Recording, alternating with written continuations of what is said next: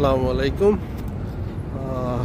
বিকালের Kuwait city শুক্রবার দিন বাংলাদেশিদের জন্য এটি আসলে খুবই জমজমাট একটি স্থান।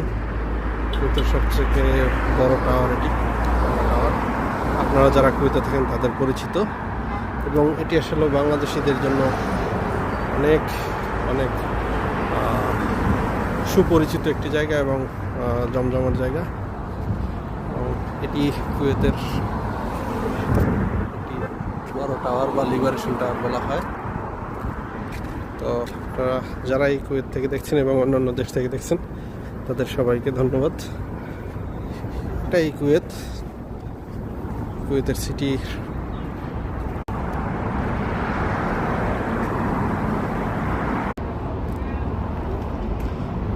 এবং আমি আপনাদের সাথে কুয়েত বাংলা নিউজ ইউটিউব চ্যানেলের স্বত্বাধিকারী। কুয়েতের কেপিটিসি বাস স্টপ, এটি প্রধান বাস স্টপ কেপিটিসির। দেখেন কুয়েতের বাসগুলো কত সুন্দর, এবং এই বাসের ভাড়া একদমই কম, মাত্র 250 পয়সা।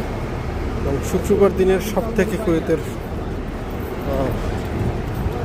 বাংলাদেশি প্রবাসীদের জন্য একটি জমজমাট জায়গা হচ্ছে কুয়েতের সুক আল অতানিয়া, অর্থাৎ অতানিয়া মার্কেট। এবং এটি অতানিয়ার পাশেরই একটি মসজিদ। কেপিটিসি বাসগুলো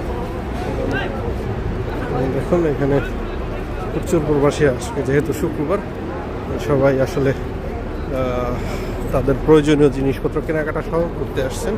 এবং এই হচ্ছে বিখ্যাত কুয়েতের সুক আল অতানিয়া। এবং এখানে আসলে মনে হয় যেন আমরা বাংলাদেশে আছি।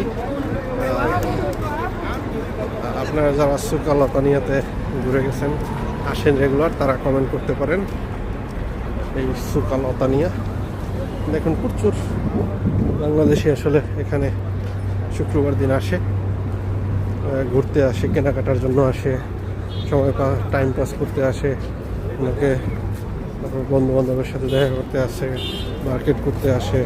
উনি বিশেষ করে দেশে যাওয়ার আগে আসলে এখান থেকে সবাই কেনাকাটা করে। আপনাদেরকে আর একটা জিনিস দেখেন কুয়েতের অত্যাধুনিক পার্কিং। এখানে ক্যামেরাতেই আসলে এই পার্কিংগুলোতে কোনো পকেটের প্রয়োজন হয় না, এবং যখন ঢুকে তখন আসলে ক্যামেরায় এটা অটোমেটিক্যালি চলে আসে কম্পিউটারে যে কার আসলে কত টাকা। এই সুক আল অতানিয়ার ভিতরের অংশ।